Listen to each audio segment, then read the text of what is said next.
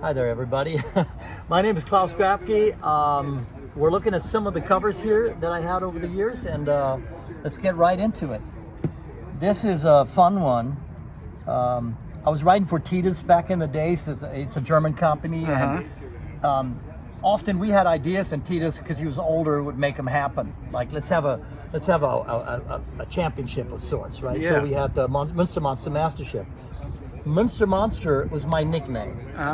So it didn't take us long to figure out a name. The name was pretty good. I didn't give myself that name. Some British guys did. Okay. And so the first Monster magazine came out as Munster Monster, Munster being a city. Yep. And we later found out that's not a good idea. Let's just call it Monster Magazine because the name was so attached to me. Yeah. We didn't have too many good skating photos. My friend Uli Niewener took this photo at Munster Skate Park. It was a fiberglass ramps, and that's the only platform they had. Wow. No flat bottom at the time. I believe this, I'm not sure what board this is, might be a McGill. No, probably a Ray Bones Rodriguez. Okay. I had no sponsors or anything at the time. And so this is a long time ago. And so what is that, 82? 81-ish, I think, okay, 81-ish. Yeah. Cool. You know, we were stoked to have that park. There's a cemetery. You're looking at a cemetery here over the other side. That created all kinds of problems with locals. They were like, "What are you doing?" Yeah. So that is that. And many years later, we're here.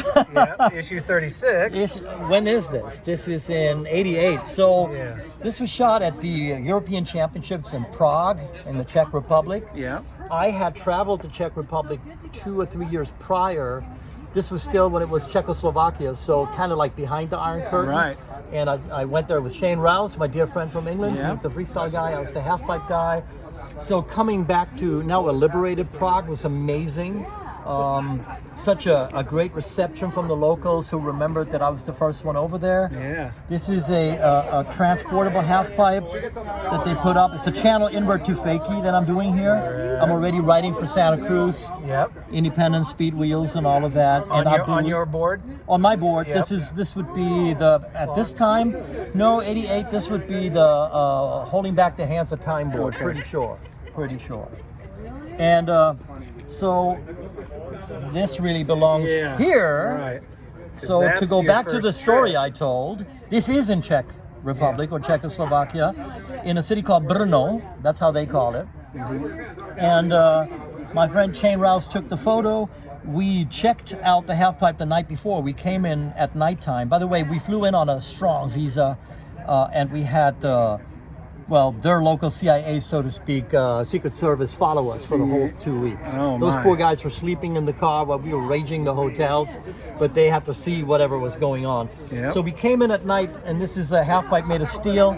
It was built by the local locomotive club. Okay. They had no idea what skateboarding needed, but the ramp was pretty good, very high for its time. Yeah. No platforms. And I hung up on a rock and roll. I did a rock and roll, like a lapped over rock and roll, and on the way in I hung up because I thought there was going to be a platform, and I broke my wrist. Oh. So I duct taped and bandaged this wrist up, and I was able to continue the trip, and to this day, that wrist has given me a few problems here and there. My doctor looks at the x-rays and goes, "What were you thinking?" Of course it's a problem. So this is a couple of years apart, same country. Important for me, very important in my life. Okay, this is in, I'll have to look this one up. Is it in 88 also? Yeah, this is, so Grant came over to Europe, Grant Brittain that is, of course, and he took a couple of shots of people. Again, my friend Shane Rouse. This is Nicky Guerrero, of course, doing the Klaus to tail. That's very cool.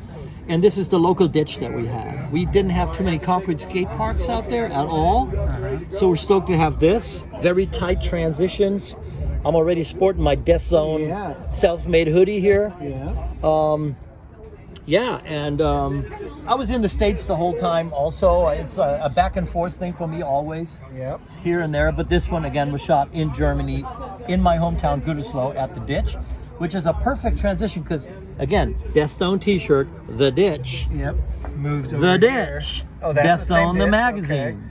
Okay. Right? Same trick even. So when is this? 85. So this is this goes here actually. But this is odd man out, so to speak, because that's not me on the cover. Right, but you made this zine. I made 2 issues of Death Zone magazine. Yep. One has my friend Andreas on the cover. The other one has Tony Alva at my ramp on the cover. The reason being is I started Monster Magazine. I did the first 18 issues by myself, and later we had people.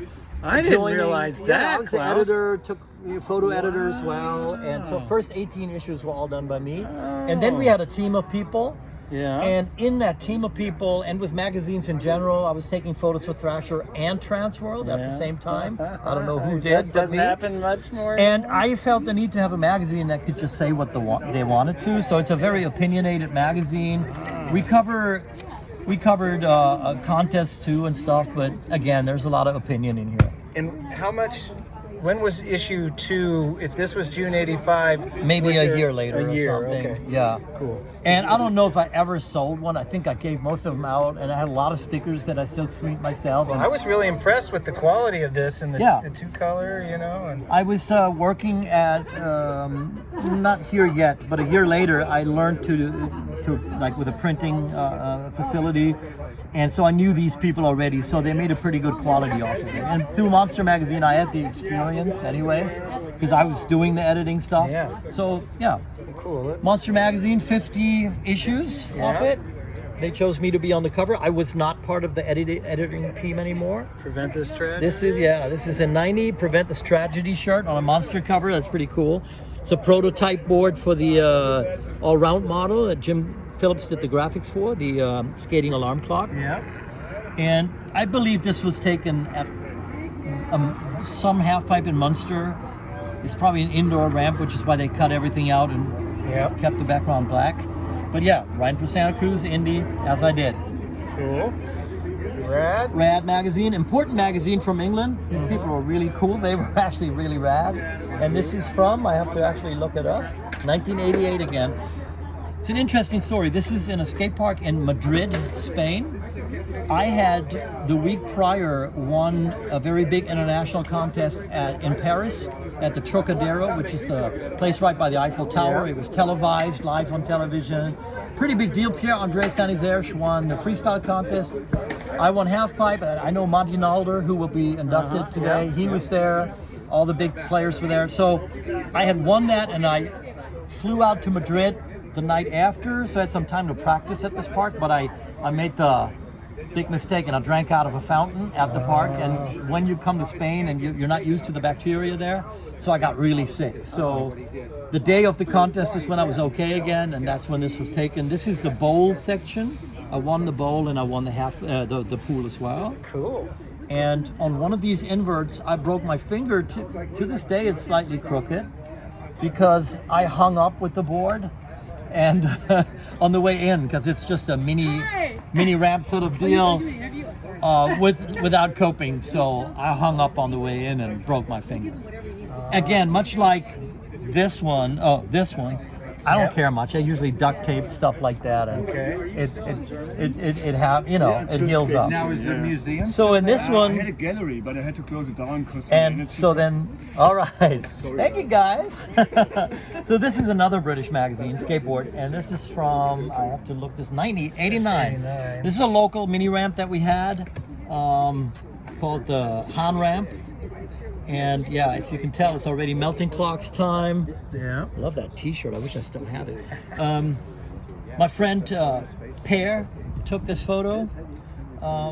And we sent to both of these magazines, we always sent whatever leftover photos we had, and they loved it. No, I mean, they were really cool guys, all of them.